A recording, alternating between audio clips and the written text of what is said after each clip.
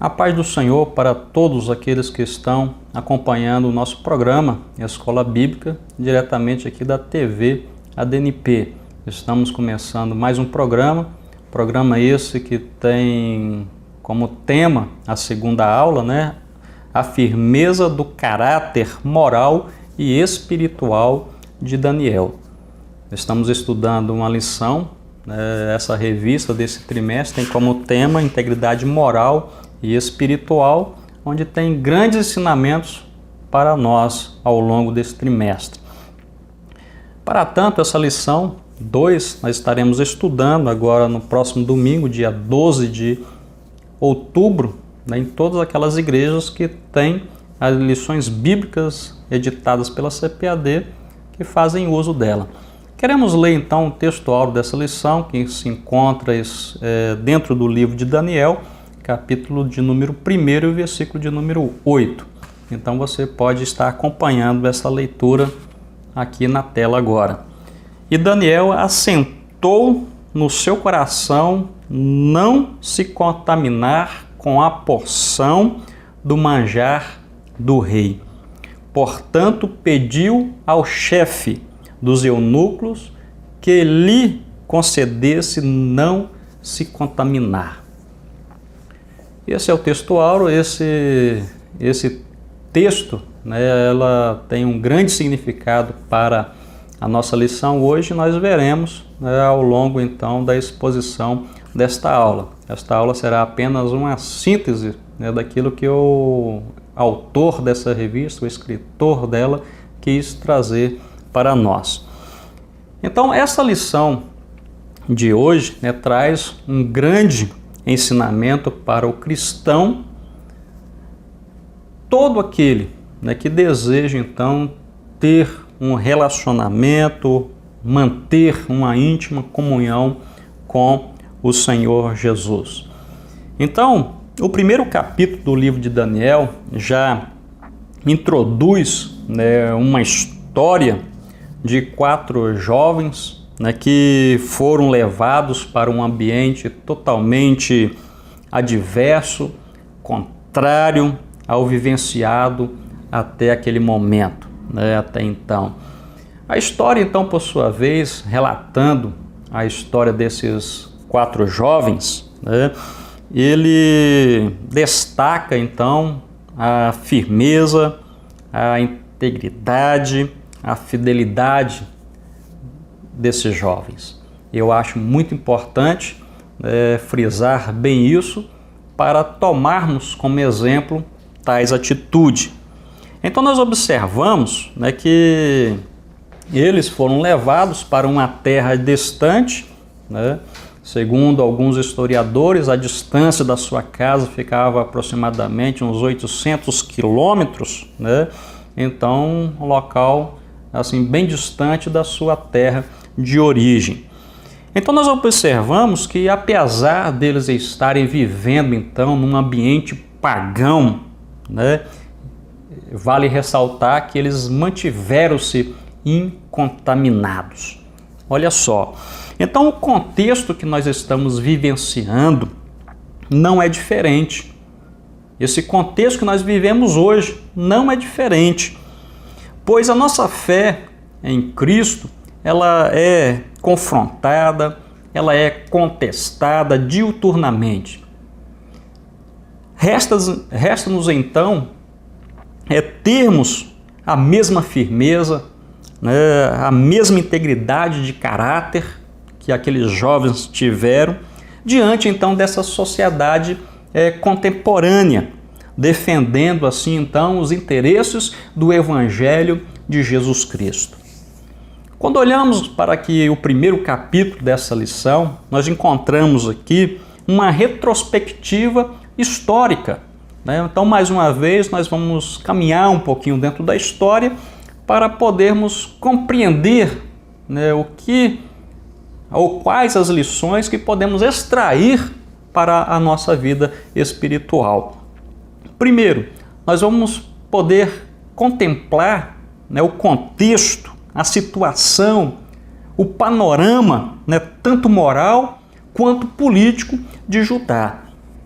Então nós observamos que logo após então a morte, né, daquele rei piedoso, né, daquele monarca de Judá chamado Josias, ele havia falecido aproximadamente ali no ano 609 a.C., e os seus filhos então, ao ascender, né, ao trono, um por nome de Salum, Joaquim, esses reis então, sucessores de Josias, retornaram, né, às práticas pagãs, né, introduzindo novamente uma fase de idolatria, olha só, e profanação dentro do Reino do Sul. Então, esse procedimento levou, né, o povo a se distanciar, né, cada vez mais de Deus. Então, nós observamos que o povo, né, tornou-se obstinado. Então, com a obstinação do povo, né, Deus, por sua vez, determinou, né, que Judá também seria retirado de sua presença. Eles também seriam, né, levados para o cativeiro, né, para serem então sarados. Então nós observamos, né, uma outra questão dentro dessa história. Assim que Josias ele morre, os seus sucessores então receberam interferências, né, de outros reis vizinhos, né? Podemos citar aqui como foi o caso do rei do Egito, chamado Faraó Neco. Então esse rei subjugou Israel, né? E ele obrigou, né, o povo de Israel a pagar tributos, né, para aquele reino, ficando assim, né, pertencendo ao Império Egípcio por aproximadamente uns 3 anos.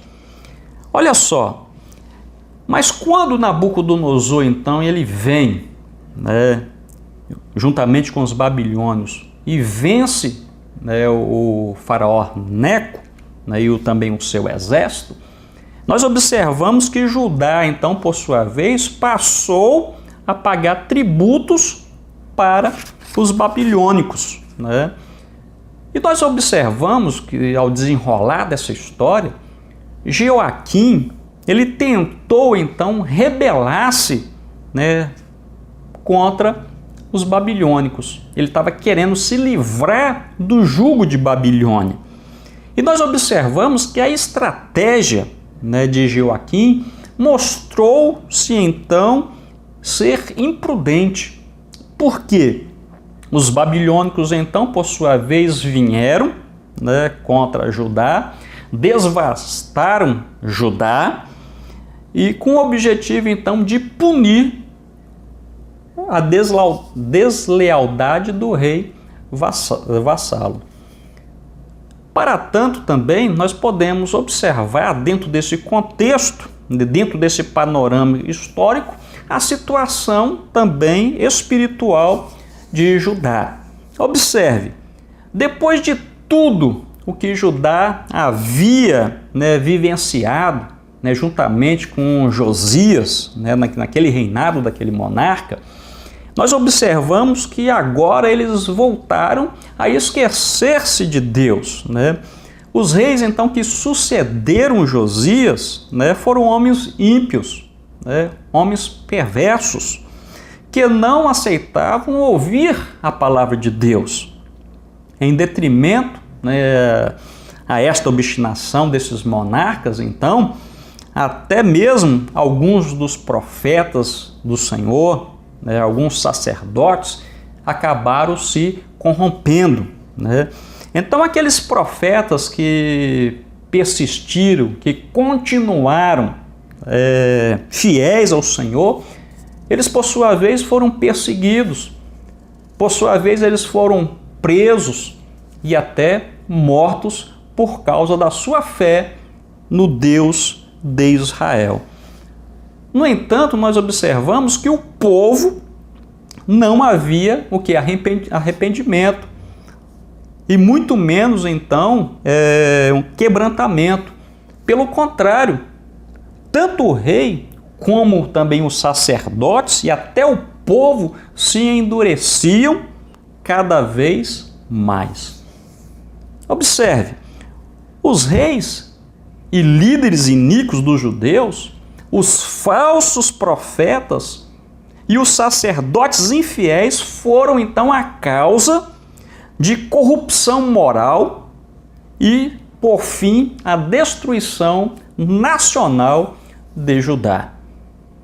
E por fim aqui nós podemos observar um pouco também sobre a questão do Império Babilônico arrasa Judá. Olha só, Nabucodonosor, segundo a história, ele invadiu, Judá 3 vezes, E sendo que da última vez, nós observamos aqui que ele arrasou toda a cidade, de Judá, levou o restante do povo cativo para a Babilônia, na condição de escravo, Mas vamos retroceder um pouquinho. Na primeira invasão, que o rei Nabucodonosor invade aquela cidade, ele saqueia o templo e ele também leva todos os tesouros da casa do Senhor para a Babilônia, E nessa feita também ele leva as pessoas ricas, jovens bem instruídos e deixando os demais naquela terra. Mas nós observamos que após a tentativa então de rebelião de Jeoaquim, Nabucodonosor retorna, aqui nós já estamos referindo à terceira invasão, e nessa vez agora ele cerca a cidade fica cercada, até que os seus moradores ali fossem vencidos dentro das suas próprias muralhas por meio da fome. Nabucodonosor, por sua vez, ele invade a cidade de Judá, ele incendeia o templo, quebra os muros da cidade, ele acaba forçando as moças, ele mata os jovens e leva cativo para a Babilônia, então todo o restante na condição de cativos, ou seja, de escravos. Agora nós observamos aqui, no segundo capítulo, a força do caráter. Agora nós começamos a estudar o quê? A questão de Daniel, ou seja, a firmeza do caráter, tanto moral quanto espiritual, do profeta Daniel. Olha só, primeiramente nós encontramos aqui na lição algo muito importante, que trata sobre a tentativa então de aculturamento dos jovens hebreus.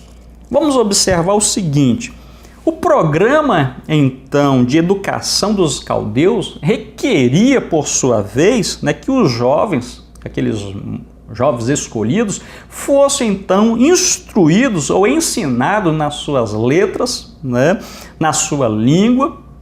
Nós podemos observar, e podemos até concluir, que seria então um curso intensivo de treinamento durante 3 anos, que eles passariam ali aprendendo acerca do costume do povo de Babilônia. Então, nesse treinamento, nós observamos que o bem-estar físico incluía, então, o melhor que poderia ser oferecido pelo reino de Nabucodonosor, pelo reino de Babilônia. Nós observamos, então, que as iguarias do rei fazia parte. Observamos, então, que todos aqueles jovens que foram escolhidos devido, então, ao seu talento, à sua bela aparência, e receberam o melhor tratamento que a corte babilônica poderia, então, oferecer. Nós podemos abrir aqui um parêntese e observarmos agora também as exigências que aquele rei pagão impôs aos servidores que iriam servir a ele posteriormente. O próprio texto da leitura bíblica em classe, ela vai detalhar essas exigências. Primeiro, nós observamos aqui que teria ter uma qualidade física, ou seja, sem nenhum defeito. O texto ele deixa isso bem claro. Uma segunda exigência é qualidade intelectual. Então nós podemos ver aqui que uma das condições que eram doutos em ciência, né? E por fim nós encontramos aqui também qualidades morais, ou seja, competentes para assistirem dentro do palácio. Então o propósito dos caldeus era então extinguir a cultura judaica do coração daqueles jovens hebreus. Segundo lugar, nós vamos encontrar aqui o caráter, então, ele sendo colocado à prova, né? Primeiramente, então, eles queriam aculturar aqueles jovens à cultura, né, dos caldeus. Então, nós vamos observar agora que o caráter deles estavam sendo colocado à prova. Por quê? Então, Daniel e seus companheiros, eles foram, né, achados satisfazendo integralmente aquelas exigências e, portanto, eles foram escolhidos para a corte babilônica. Olha só, então após essa seleção então tão exigente, o rei determinou a título de recompensa. Olha só a sutileza do inimigo dentro, né, daquilo que ele quer então minar a fé do cristão. A título de recompensa, né, ele fez com que esses jovens então tivessem o privilégio de receber a porção diária, né, das finas iguarias da mesa real, né, incluindo, é claro, o vinho que era servido ao rei. Então nós observamos aqui que a prova dele, a prova estava diante daqueles jovens, né? Uma prova de fidelidade estava diante dos jovens. Por quê? Aos olhos humanos, olha só, aos olhos humanos, humanamente falando, isso seria o quê? Uma verdadeira recompensa, seria um verdadeiro privilégio, né, ser escolhido para estar ali diante de uma corte, diante dos nobres. Mas, contudo, Daniel, apesar da sua pouca idade ou da sua tenra idade, ele pôde reconhecer, olha só, por meio dessa atitude, uma armadilha de Satanás, né? Uma artimanha do inimigo, um ardil astuto, onde se contaminaria com aquela comida sacrificada aos ídolos. Então, primeiramente falando, só pelo fato da comida, não teria problema nenhum. Mas, por outro lado, quando olhamos, né, que tudo era apresentado aos deuses, aí corria então o perigo. Então, diante dessa grande oferta, né, Daniel enxergou que isso então seria o primeiro passo para se distanciar de seus princípios então de fidelidade para com Deus. O que acontece agora? Daniel, como resposta a esta recompensa, a este prêmio, Daniel, por sua vez, preferiu abrir mão, né, daquele cardápio, trocando assim por frutas e legumes. O inimigo, ele é muito sagaz. Ao tentar então derrubar o cristão, ele oferece aquilo que parece ser natural. Olha só, isso temos que observar essa questão. Contudo, devemos ter cuidado, pois não passa de uma armadilha onde aquele que não estiver ligado com Deus, né, acaba caindo nos seus engodos. Por último, aqui nós vamos observar então a atitude, né, de Daniel e também dos seus amigos, dos seus companheiros, né, dos seus conterrâneos, né? Primeiramente, nós observamos aqui uma firme resolução, ou seja, de não se contaminar. Sabe-se que o monarca naquela ocasião, naquela época, ele era então absolutista, ou seja, isto é, o rei então ele assumia poderes que não tinham limitação e também restrições, ou seja, era um poder ilimitado. Então, para se dar um exemplo do que nós estamos querendo falar, o rei então ele matava a quem ele quisesse, né,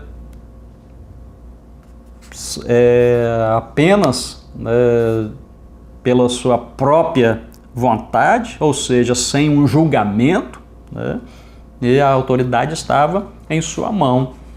Então ele não precisava nem fazer um julgamento para condenar aquela pessoa à morte. E como também ele poderia promover a quem ele desejasse. E isso ele não precisaria também de dar satisfação a ninguém quando ele queria então honrar uma pessoa, promover uma pessoa. Então nós observamos que dentro desse contexto aí de autoridade, né, aqueles jovens que eles estavam inserindo, tal comportamento então seria, né, um comportamento perigoso, pois era um comportamento diferente das proposituras da corte de Babilônia. Mas mesmo assim, né, tendo consciência que corriam então perigo, Daniel, né, ele entendeu que participar de tal mesa estaria contaminando-se. Daí ele decide, juntamente com os seus companheiros, né, com os seus colegas ali, com aqueles jovens hebreus, né, eles foram lá e pediram para o chefe dos eunucos, né, que lhes concedesse uma outra dieta que ao final teria o mesmo resultado. Ele pediu apenas 10 dias para que isso fosse comprovado, né? Então nós podemos observar, abrindo um outro parênteses aqui, que o inimigo não para com suas investidas. Olha só, o objetivo dele então era fazer com que os hebreus se esquecessem da sua pátria, né? Dos seus hábitos, dos seus costumes.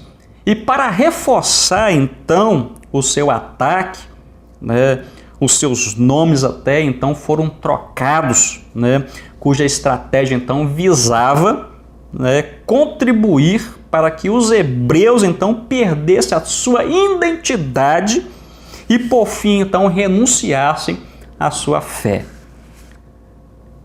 Em segundo lugar, nós observamos então Daniel, um modelo de excelência. Olha só, apesar de ser muito jovem, ou podemos até colocar aqui como um adolescente, né, Daniel conhecia o seu Deus e tinha comunhão com ele. Podemos abrir um outro parênteses e fazer uma indagação, né? Você conhece o Deus a quem você serve? Né? Olha só, Daniel, então, por sua vez, ele decidiu que não trocaria o seu Deus, não trocaria a sua comunhão por iguaria nenhuma, né, que fosse lhe oferecido. Então, com tal atitude, nós observamos que a vida de Daniel, então, por sua vez, tornou-se como um farol, ou tornou-se num farol, a ensinar-nos, né, o caminho certo no meio então das trevas do secularismo. Então, por meio desta firmeza, né, do seu caráter, do seu testemunho, ao lermos o livro do profeta Daniel, nós observamos que leis foram mudadas, né? Barreiras foram rompidas. Então Daniel ele tornou-se o modelo para homens e para mulheres em todo o mundo que deseja viver íntegros para Deus ou diante de Deus. E para concluirmos então esta lição de hoje, né, muito rica para o nosso enriquecimento espiritual, temos aqui Daniel, modelo de integridade versus sociedade corrupta.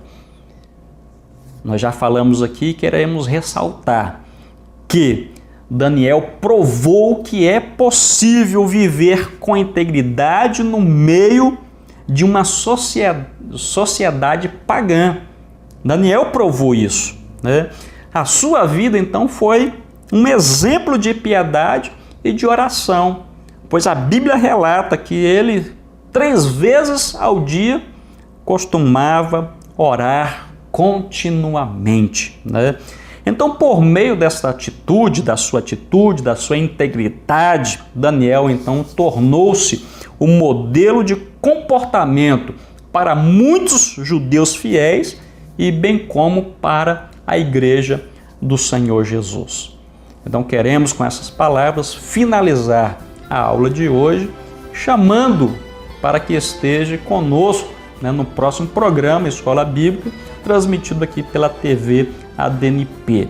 Fique com Deus, que o Deus de paz, né, te proteja, te dê graça, né, e abençoe não somente você, mas toda a sua família.